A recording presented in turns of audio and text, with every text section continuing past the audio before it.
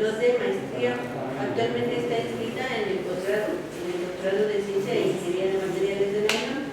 Su tesis doctoral está realizándola en el Laboratorio de Óptica Cuántica del Instituto de Ciencias Nucleares de la UNAM, donde desarrolla fuentes de luz no clásicas, las cuales tienen aplicaciones principalmente en la información cuántica y en el desarrollo de computadoras cuánticas. Son fuentes de luz que tienen propiedades especiales como el llamado enredamiento cuántico, que representa la pareja de fotones, el cual se manifiesta con modificaciones, cuando modificamos uno o dos fotones, y de esta manera su gemelo es capaz de manifestar esa modificación sin que éste sea previamente manipulado. Su trabajo se centra principalmente en la ingeniería de los estados de parejas de fotones, es decir, tener el control sobre las propiedades cuánticas de las parejas de fotones. Y bueno, estos sistemas pueden ser usados como canales básicos para la teletransportación. Hola, buenas tardes. Pues les voy a platicar de lo que he estado desarrollando en mi tesis doctoral. Básicamente, lo que hacemos es trabajar con lo que llamamos partículas enredadas. En este caso, como estamos en el campo de la óptica cuántica, esas partículas enredadas son fotones. Los fotones son partículas de luz. Entonces, bueno, cuando hablamos de la luz, en la física clásica, la concepción de la luz, el concepto de la luz lo tenemos como una onda. Una onda, generalmente pues, en nuestros cursos de óptica clásica, hablamos muchísimo de las ondas planas, ¿no? Que son ondas que ocupan todo el espacio, ¿sí? Pero cuando cuantificamos la luz, cuando estamos ya en los terrenos de la cuántica, de la óptica cuántica, ya la luz ya no está concebida como una onda, sino como una partícula, que es algo totalmente opuesto a tener como una onda en todo el espacio. Ahora tenemos una partícula muy localizada, ¿sí? Entonces, estamos ahorita, lo que nosotros trabajamos es con estas partículas de luz, llamadas fotones, pero que nacen en pares. Y cuando nacen en pares, están correlacionadas, es decir, están enredadas en ciertos grados de libertad y de sus propiedades. Entonces, ¿qué es el entrelazamiento o el enredamiento cuántico? ¿No? Entonces, supongamos que tenemos un par de dados, ¿no? O sea, y ustedes los mueven y los tiran, ¿no? O sea, y sabemos cuál es el comportamiento de ese par de dados, que es un comportamiento completamente azaroso, ¿sí? Pero, ¿qué pasa cuando ustedes tiran los dados y ambos dados, cuando caen, coinciden en la cara, o sea, presentan la misma cara? Por ejemplo, que estos cuando estén ya los hayan tirado y hayan caído, coincidan con el 1, ¿sí? Entonces los toman nuevamente, los mueven, los vuelven a tirar y vuelven a coincidir, ¿no? O sea, con una cara diferente, con un número diferente, pero finalmente vuelven a coincidir. Y así un número de veces sucesivas hacen lo mismo, tiran los dados una y otra vez, siguen teniendo este comportamiento azaroso, pero sin embargo, de alguna manera ambos coinciden en el número de puntos que muestran en la cara, ¿no? Siempre coinciden en la cara, ¿no? Entonces podríamos decir que este es un comportamiento de dos partículas enredadas o entrelazadas, ¿sí? O sea, que a pesar de que tienen un comportamiento azaroso en alguna característica o propiedad, o grado de libertad, como le llamamos en la física, a pesar de esa característica que es aleatoria, ambas coinciden, de alguna manera, coinciden en la salida, digamos, en el resultado final. Entonces, bueno, aquí están estos signos de interrogación porque estamos hablando de que ambos por separado, el resultado de tirarlos es un comportamiento completamente azaroso. Sin embargo, siempre coinciden en mostrar la misma cara, ¿sí? Entonces, si hablamos ya de partículas reales, ya partículas que sí están enredadas, esto es una analogía, es una caricatura lo de los dados, pero sí tenemos partículas reales, por ejemplo, los fotones O también los átomos también pueden ser partículas enredadas, ¿sí? Yo, como trabajo con fotones, pues es de lo que les voy a platicar. Entonces, en los fotones, por ejemplo, podríamos hacer la analogía de los dados que no para fotones y podríamos hablar de los grados de libertad de estos fotones, o sea, como si fueran las caras de los dados, por ejemplo, con la polarización, ¿sí? Entonces, ¿me espero? No, quiero que se Me espero. Bueno, ¿nos podrías explicar un poquito cómo es que surgen los fotones, no? Nosotros nos han platicado que solamente cuando excitas un átomo y haces que su electrón pase de un nivel mayor a uno menor, es cuando liberas los fotones. ¿Usas ese mismo principio? Yo no uso, o sea, sí, es como el principio básico, es como, digamos, a nivel atómico, ¿no? Tienes los niveles de energía del átomo y entonces puedes excitar diferentes niveles y entonces se emite luz, ¿no? Y se emite luz cuantizada, o sea, quiere decir que luz en cierta longitud de onda dependiendo del nivel. Y sí, básicamente usamos ese principio, pero lo usamos como en un modo más grande, ¿no? O sea, ahorita más adelante les voy a contar cómo lo hacemos en el laboratorio, porque pues es algo que siempre estamos todo el día, todos los días lo hacemos, ¿no? Básicamente lo que hacemos es excitar un cristal que tiene ciertas propiedades químicas, entonces ese cristal lo excitamos con luz láser, que tenemos que seleccionar, o sea, dependiendo de los procesos que queramos excitar dentro del cristal, que son procesos atómicos, seleccionar la longitud de onda con la que vamos a excitar ese medio. Le llamamos medio no lineal porque quiere decir que sus propiedades no lineales que vienen dadas por la polarización de ese material tiene, cuando se expande el tensor de polarización, la parte de onda entonces es muy grande, ¿no? Es fuerte, es grande, ¿no? En comparación con otros materiales. Y eso quiere decir que esos procesos que excitan niveles de energía que corresponden a procesos no lineales son muchos dentro de ese material. Entonces lo que hacemos es excitar un cristal con una longitud de onda específica, que es con un láser, y ya después del cristal ya tenemos luz de otra longitud de onda que viene de su proceso, y esa luz ya viene con todas las propiedades de los pares de fotones. O sea, lo que tenemos es a la salida un montón de parejas de fotones, ¿no? Correlacionadas, enredadas, muchas, ¿no? Distribuidas con un cono de luz que para ahorita les voy a enseñar.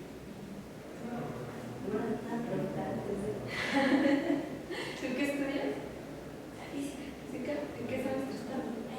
Pues ya en el océano. Estás terminando. Ya terminé, ya llevaste cuántica. De hecho, estoy llevando apenas cuántica y física atómica. Y el laboratorio contemporáneo. Faltan 6 materias. No te vas a matar. Sí. Tan claro. Pero está padre que veas esa parte, ¿no? Si te interesara después continuar con esa secuencia de estudios, ¿no? Sí. El área.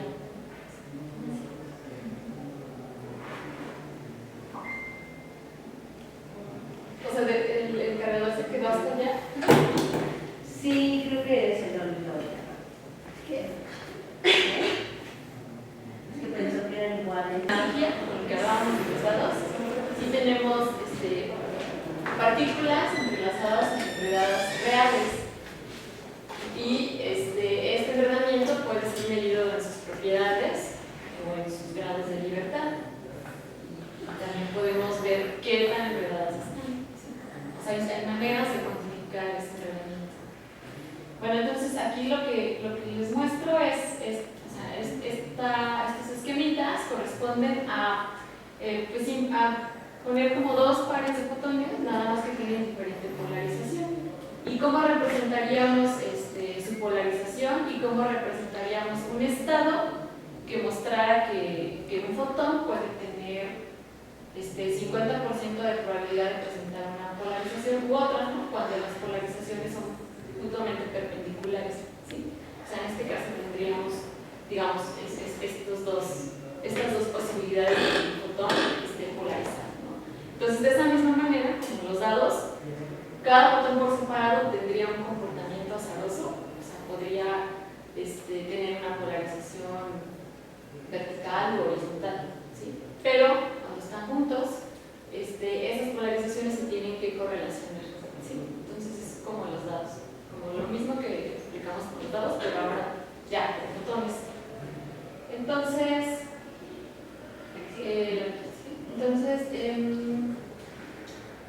justo lo que tú hablabas del efecto de acción a distancia. Entonces aquí, lo que el esquema que ha sido muy utilizado es justo, ¿no? Tenemos un par de fotones enredados, entrelazados, nos quedamos con uno en la Tierra y mandamos otro muy lejos, por ejemplo a la Luna o a Marte, y siempre usamos dos personajes, siempre se han usado dos personajes, Alice y Bob, ¿no? Entonces, Alice se queda con el fotón en la Tierra, hace una medición para conocer la polarización de su fotón, y esto inmediatamente se tendría que reflejar en el fotón que tiene en la Luna Bob, ¿sí? Entonces, digamos que a través de este par de fotones se puede construir un canal de teleportación de información, ¿sí? Por ejemplo, si Alice quisiera teleportar otro fotón, lo que tendría que hacer ella es interferir ese fotón que quiere teleportar con el fotón que tiene aquí en la Tierra, y esta interferencia tendría que manifestarse en el fotón que tiene Bob a distancia, y Alice tendría, para poder terminar la teleportación, tendría que haber un canal clásico de comunicación de tal manera que Alice le comunicara a Bob el resultado de su medición en la Tierra, para que Bob pudiera hacer la modificación correspondiente en la Luna y tener una réplica exacta del fotón, que Alice teleportó, que automáticamente aquí se destruiría, ¿sí?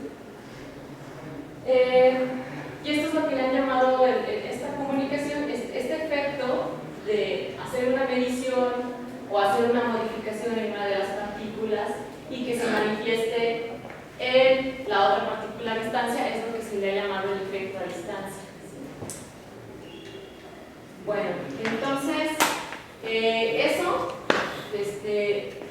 sí se ha trabajado muchísimo en el mundo, hay muchos grupos de investigación en el mundo que se han metido propiamente a construir estos canales de teleportación, ¿sí? O sea, y esto experimentalmente pues no es algo sencillo, porque la detección de los fotones, o sea, todo el aparato experimental electrónico, toda la tecnología que es utilizada en la detección de estos fotones pues son altamente sofisticados en tecnología. Entonces, pues sí, ya se ha trabajado muchísimo este tipo de canales de teleportación a kilómetros de distancia, o sea, ya hay muchos funcionando, pero claro que han requerido de la tecnología más alta para poder hacer estas detecciones, ¿no? Por ejemplo, el MIS ha fabricado estos detectores de fotones, pues que son muy sofisticados para poder hacer este tipo de detecciones, ¿no? De fotones. Yo propiamente, propiamente lo que trabajamos en el laboratorio de óptica cuántica del ICM, estamos más enfocados en diseñar las fuentes de estas parejas de fotones, o sea, tener fuentes con parejas de fotones y hacer ingeniería sobre ellos, porque nosotros podemos tener un control sobre las características que queremos que tengan este par de fotones, ¿sí? Entonces,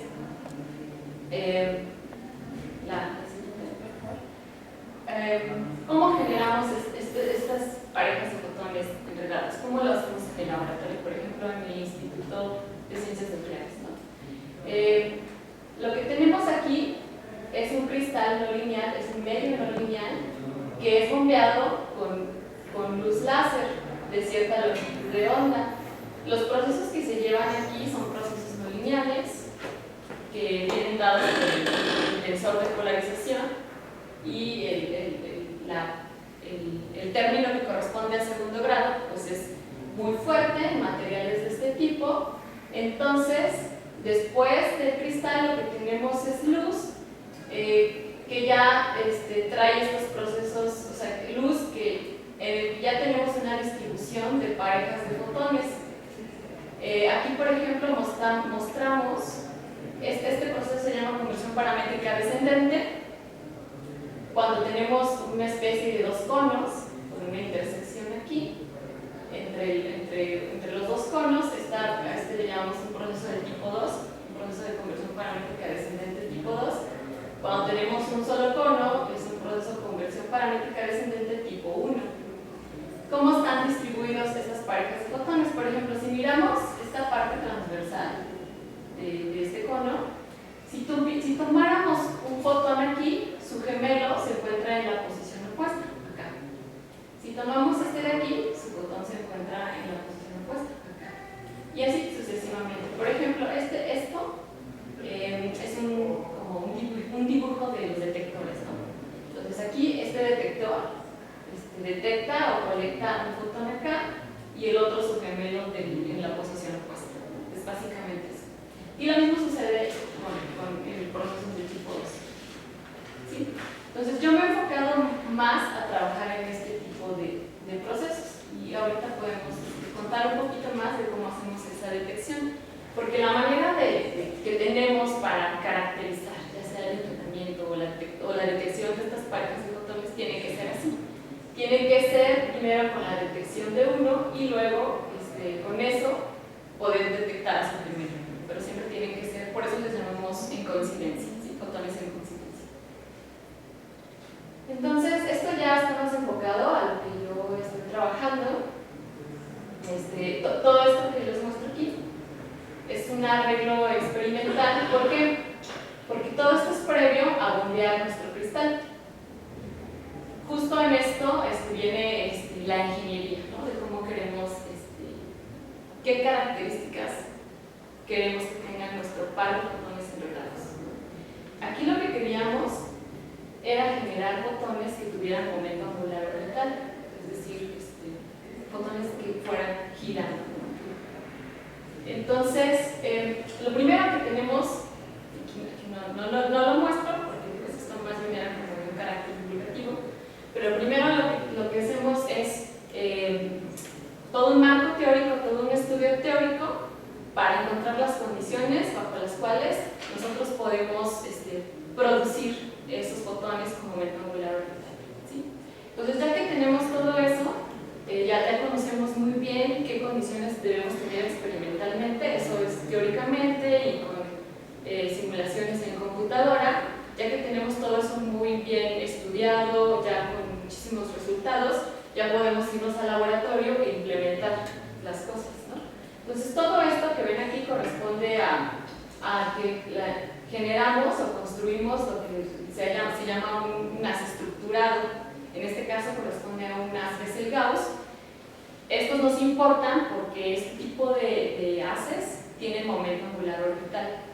Y el valor de la L, o sea, el valor del momento angular orbital, pues depende del orden con que sean generados estos haces. Entonces aquí, en este caso, nosotros generamos haces con momento angular orbital con L igual a 1 y L igual a 2. Ya que teníamos estos haces, con esos haces bombeamos nuestro cristal no lineal para producir los pares de fotones enredados.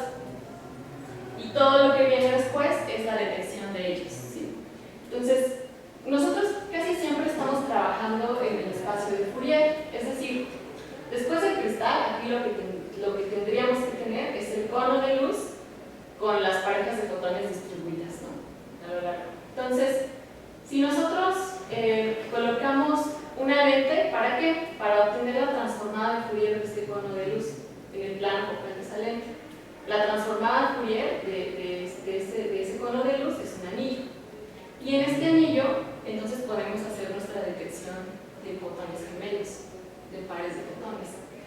¿Cómo? Pues con un detector, colocamos aquí un detector en un punto de ese anillo Y entonces nos vamos haciendo un escaneo del otro lado del anillo en un área hasta que encontremos el fotón condicionado, hasta que encontremos el gemelo que ya de antemano determinamos aquí. ¿Por qué? Porque entre ellos dos hay conservación de energía y de momento. Entonces ya cuando nosotros aquí fijamos con un detector uno de los fotones, por conservación de momento y por conservación de energía solo vamos a detectar al gemelo. Si nosotros colocáramos este detector en alguna otra parte del anillo, tendríamos que buscar el gemelo en la posición opuesta y solamente vamos a detectar el que conserve esas cantidades físicas. Y bueno, aquí lo que les muestro son las estructuras, las mediciones de esas detecciones.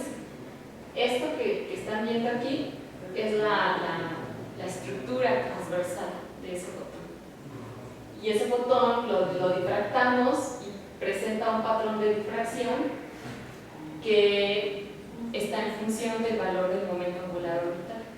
¿Sí? Y bueno, todo esto, detrás de todo esto hay todo un marco teórico que tuvimos que estudiar justo para tener las condiciones de que esto sucediera, porque esto no sucede así, pues nada más, ¿no? O sea, las condiciones teóricas que nosotros encontramos es que teníamos que usar un cristal muy delgado, que tendríamos que usar un haz muy abierto, ¿no? Muy parecido a una onda plana que incidiera sobre el cristal y un montón de cosas así. Porque cuando nos salimos, digamos, de esos parámetros que experimentalmente utilizamos para tener fotones como momento angular orbital, lo que tenemos son otro tipo de estructuras. Por ejemplo, aquí tenemos la transformada de Fourier ya de los fotones, pero aquí lo que observamos es que los fotones tienen una preferencia por situarse en esta región que por otras. Y esto nos puede servir mucho. ¿Por qué? Porque nosotros podemos elegir, o sea, podemos decir qué fotón tiene más probabilidad de ser emitido en una región de estas. O sea, eso ya sería como para las aplicaciones. Digamos que ahorita lo que tenemos es todo un control de qué características queremos que tengan estos fotones. ¿Por qué? ¿Por qué podrían ser importantes fotones con momento angular orbital, por ejemplo? Porque en el espacio libre, todos estos canales que se están construyendo para mandar fotones a distancias kilométricas y que preserven su enredamiento, esos fotones en el espacio libre están viajando sobre la atmósfera, en medios turbulentos. Y esos medios turbulentos, pues, fácilmente hacen que los fotones pierdan el enredamiento. Pero cuando tiene un momento angular orbital, eso se preserva a más distancia. O sea, toda esta parte de que tengan momento angular orbital, que tengan cierta estructura, nos garantiza que durante cierta distancia la estructura de los fotones y sus propiedades se van a conservar. ¿Sí? Entonces nosotros por eso estamos interesados en tener el control de las características de los fotones, en tener fuentes diseñadas a demanda, por ejemplo, ¿no? Para ciertas aplicaciones.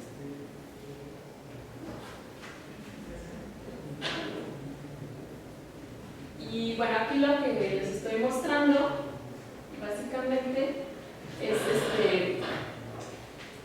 que podemos, esto que les estoy mostrando es la distribución otra vez de esos pares de fotones en el plano de Fourier, pero con una diferencia de que podemos tener esa distribución muy simétrica. ¿Por qué nos importa tener distribuciones muy simétricas? Porque en muchos experimentos donde queremos tener enredamiento necesitamos indistinguibilidad de los pares de fotones. O sea, es decir, que en un momento que yo elija ciertos fotones, que yo no distinga este par de este par de este par. O sea, nos interesa mucho la indistinguibilidad por los conceptos de coherencia que se manejan en el enredamiento cuántico. Pero a veces no, a veces no nos interesa tener indistinguibilidad y queremos tener fotones que tengan una preferencia, ¿no? O que tengan más probabilidades de ser emitidos, ¿no? Entonces podemos tener sistemas, desde sistemas completamente indistinguibles hasta sistemas donde podamos elegir donde la probabilidad más grande de que sean emitidos, ¿sí? Y eso, de todo eso tenemos un control también muy grande. Y bueno, aquí lo último por lo último que les estoy mostrando es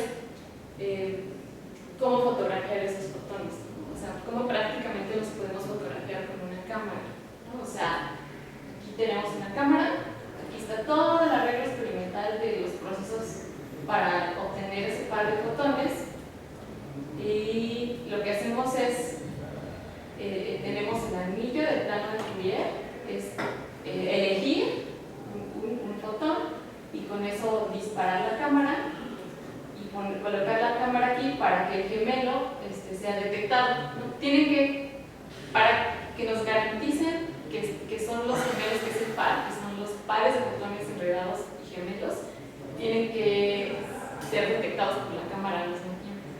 Sin embargo, esto tiene un reto tecnológico porque todos estos aparatos no tienen una respuesta inmediata, ¿no?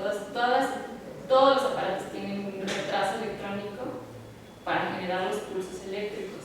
Entonces, si sumamos todos los retrasos el detector, fibra óptica, el cable que viaja a la cámara, todo este tiempo tenemos que mandar al gemelo a rebotar, ¿no? A que esté rebotando en espacio libre. Ese mismo tiempo, para que lleguen juntos acá, ¿no? Y ahí hay que ser muy precisos porque 1 nanosegundo, 2 nanosegundos se nos va la fotografía, ¿no? Sin embargo, sí podemos hacerlo y